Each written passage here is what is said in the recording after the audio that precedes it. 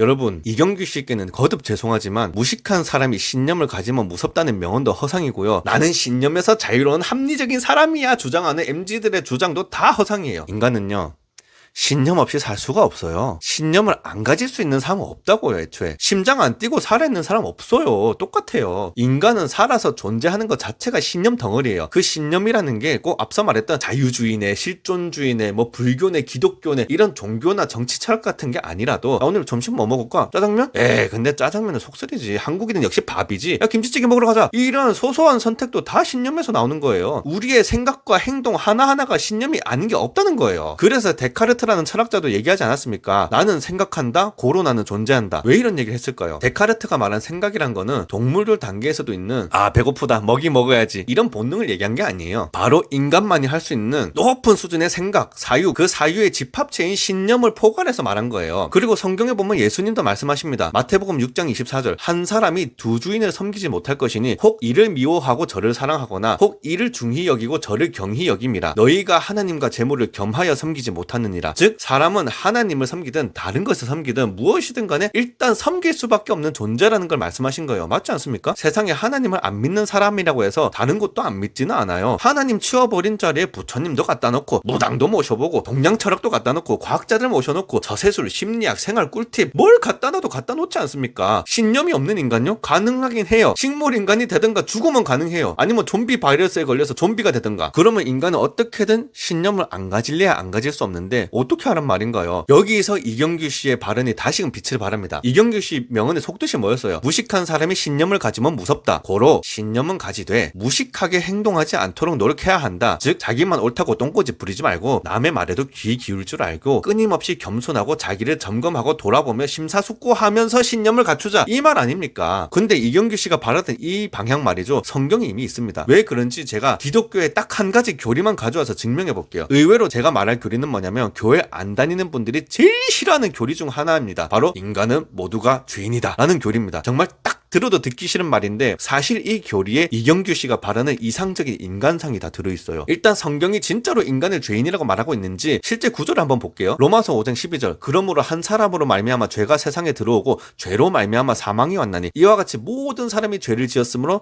사망이 모든 사람에게 이르렀느니라. 로마서 3장 10절, 기록된 바 의인은 없나니 하나도 없으며. 예레미야 17장 9절, 만물보다 거짓되고 심히 부패한 것은 마음이라 누가 능히 이를 알리요. 마지막 로마서 6장 23절, 죄의 삭성 사망이요 하나님의 은사는 그리스도 예수 우리 주 안에 있는 영생이니라. 이렇게 성경에서는 일관되게 인간이라는 존재를 죄인이라고 거듭 말하고 있고, 이런 죄투성이 인간은 예수 그리스도의 십자가 대속 없이는 영원히 멸망할 수밖에 없었음을 말하고 있습니다. 그런데 성경에서 말하는 죄인의 의미는 우리가 흔히 생각하는 범죄자의 의미가 아니에요. 쉽게 말해서 하나님이 우리를 뭐 조두순이나 강호순 취급을 하면서 너는 벌받아 마땅해 죽어야 돼, 그런 말을 하는 게 아니라는 거예요. 오히려 비유하자면 하나님의 이 말투는 여러분이 잘 아시는 소크라테스의 스탠스랑 비슷해요. 소크라테스 뭐라고 했어요? 너 자신을 알라. 하나님도 말씀하십니다. 너 알고 보면 그렇게 의롭고 완벽하지 않아. 너는 죄 많고 불완전한 존재야. 그러니 다른 사람을 대할 때 너만 옳다고 우기다가는 큰 실수한다. 항상 너 자신을 돌아봐라. 너는 죄인이야. 이런 의미라는 거예요. 실제로 저 같은 경우가 이 죄인 교리를 정말 충실히 따르려고 노력하고 있거든요. 앞서 제가 정치적으로는 보수 우파의 윤석열 국민의힘 지지했고 종교적으로는 완전 기독교잖아요. 근데 저 명절 때 가족들하고 정치 얘기, 종교 얘기 X나예요. 진짜. 대한민국에서 가장 금기시 되는 게 뭡니까? 명절 모임 자리에서 정치 얘기, 종교 얘기 꺼내지 마라. 이거 완전 국룰이잖아요. 정치, 종교 얘기 꺼낼 때마다 10,000원씩 내게 해야 된다, 이런 말까지 나오더라고. 근데 저는 합니다. 이재명은 합니다가 아니고 진이는 합니다. 그럼 누군가 묻겠죠. 그렇게 오랜만에 가족들을 보는 자리에서 정치 얘기, 종교 얘기 하고서 대판 싸우고 오면 속이 시원하냐? 아닙니다. 저는 명절에 정치, 종교 얘기하면서도 진짜 한마디도 안 싸우고 와요. 정말이에요. 왜냐고요? 바로 그 비법이 죄인 교리예요. 저는 죄인 교리를 정말 충실하게 지키려고 노력하거든요. 진짜 있었던 일을 한번 말씀드릴게요. 한 번은 명절 때 제 친동생을 만났어요. 이놈도 석사까지 나온 엘리트고 지금 대기업 다니거든요. 나름대로 시사상식도 관심 많고 책도 읽고 그러는데 어느 날 그러는 거예요. 형, 나는 공산주의가 꼭 나쁘다고 생각하지 않아. 공산주의가 왜 나빠? 뭐 좋고 나쁘다는 것도 그냥 나름대로 기준이잖아. 여러분, 보수 우파인 사람한테 이게 얼마나 발작 버튼인지 정치 관심 있는 분들 아시죠? 혹시 시청자분의 보수 우파 계시면 이 상황에서 뭐라고 하셨을 것 같아요? 뭐 여러 가지 생각들이 있으실 건데 저는 이렇게 답해줬어요. 공산주의는 나쁜 거 맞아. 왜 그런지 설명해줄게. 너 혹시 조국 혁 혁신당 대표 조국 씨에 져서 가불 선진국이라고 읽어봤어? 아니 내용이 뭔데? 조국 씨는 마음속에 진심으로 공산주의적 유토피아를 꿈꾸는 사람이야. 공산주의의 뿌리는 마르크스인데 마르크스는 이 사회 자체를 계급사회라고 보면서 노동자들이 폭력으로 혁명을 일으켜서 자본가들의 재산을 빼앗아 나눠 가짐으로써 평등하고 이상적인 사회를 만들자고 해. 근데 조국 씨가 비슷한 생각하고 있어. 대표적인 주장이 뭔지 알아? 대기업 노동자와 하청업체 노동자가 차등 임금을 받는 것은 불평등이다. 동일 노동, 동일 임금이 평등이다. 하청업체 노동자 임금도 대기업 노동자 임금의 수준으로 맞춰줘야 한다. 그 방법은 뭐냐? 기업가들과 고소득자들에게 더 많은 세금을 뺏은 다음에 재분배하면 된다. 이렇게 말하거든. 국가라는 존재의 강제력으로 고소득층의 재산을 더 빼앗아서 나눠주자는 게 마르크스의 발상인데 되게 유사하지? 그래서 너 지금 다니는 기업체 아래 하청업체들 있지? 있지. 걔네가 너랑 똑같은 월급 받아야 된다는 건 납득할 수 있어? 그것도 너한테서 세금 더 떼서 나눠주는 방식으로 맞춰주겠다는데? 그건 아니지. 내가 여기 들어오려고 얼마나 스펙 쌓고 중견기업에서 7년 동안 고생하면서 겨우 이직했는데. 맞아.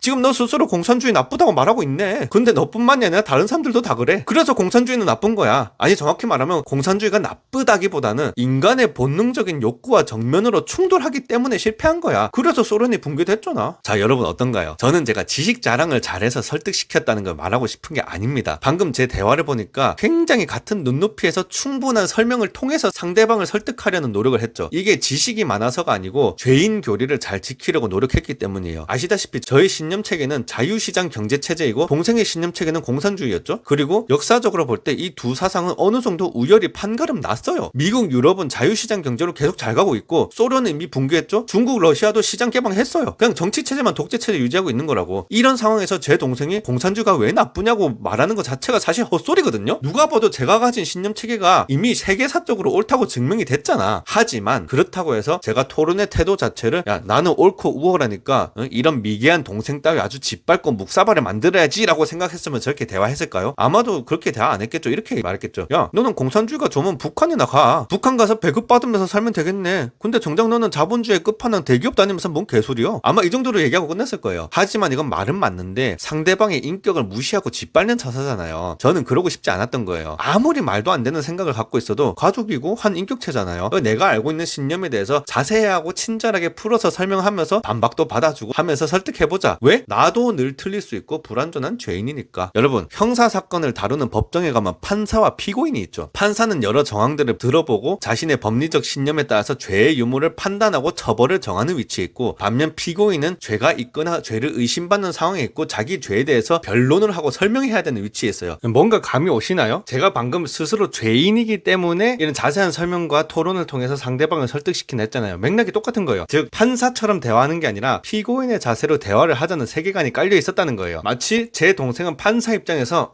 피고진이 공산주의에 대해 왜 부정적으로 생각한지 변론하세요 하는데 저는 피고인 입장에서 판사님 사실은 말입니다. 이래이랍니다 하고 구구절절 판사 앞에서 친절하게 변론하듯이 대화를 했다는 거예요. 왜? 저는 모든 인간은 죄인이라는 성경적 세계관을 따르고 싶기 때문이죠. 그리고 결정적으로 만약에 이경규 씨께서 저와 이 동생의 대화를 보았다면 저에 대해서 어떤 평가를 하셨을까요? 저 같은 사람을 보고도 무식한 사람이 신념을 가지면 무섭다 하셨을까요? 저는 아니라고 보거든요. 그게 아니라 야 바로 저거지 저거. 신념은 있지만 겸손과 존중을 잃지 않는 저 품격. 내가 정말 바랬던 인간상이다. 하지 않으셨을까요? 제가 알기로 이경규 씨께서는 불교 신자인 걸로 알고 있는데 이러한 성경적 세계관에 입각해서 제 신념을 말하고 다니는 모습을 보신다면 분명히 이경규 씨도 칭찬하실 거라고 생각해요. 자 마지막으로 혹시나 이 영상을 보고 계신 무신론자분들 계시죠? 여러분 제가 이런 사람입니다. 신은 없다. 예수가 무슨 우리 죄를 대속했냐. 그런 거 다 허상이다. 니네들만 믿는 신하고 미신이다. 이렇게 생각하시는 분들 많잖아요. 저는 다 존중합니다. 그러나 님들의 인격과 신념의 자유를 존중한다는 의미지 그 신념의 내용까지 존중한다는 건 아니에요. 그래서 저는 여러분에게도 복음을 전하고 싶어요. 단 거듭 말씀드리다시피 저는 성경적 세계관에 입각해서 죄인의 포지션에서 대화하려고 노력하고 있습니다. 여러분이 무신론자 판사 입장이 돼주신다면 저는 기독교인 피고인 입장이 되어서 정말 신실하고 자세하게 변론을 해드릴 준비가 돼 있습니다. 혹시라도 그동안 야 교회 사람들은 대화 자체가 안 통해 답답하셨던 분들은 제게 댓글이나 이메일로 본인의 생각을 서술해 주시면 제가 친절하게 대화해 드리겠습니다. 설득되면 오시고 안 되면 안 오셔도 됩니다. 다만 최소한 기독교인과도 대화가 통할 수 있다는 걸 저는 보여드리고 싶어요. 이번에는 자그마치 3부에 걸쳐서 이경규 씨와의 명언을 시작으로 신념에 대한 철학적이고 기독교적인 담론을 풀어보았습니다. 영상이 유익하셨다면 구독과 좋아요, 댓글, 알림 설정까지 부탁드려요. 진이의 사색연구실은 항상 현실의 문제에서 철학과 기독교를 넘나드는 다양한 통찰을 제공하는 채널이 되도록 노력하겠습니다. 감사합니다.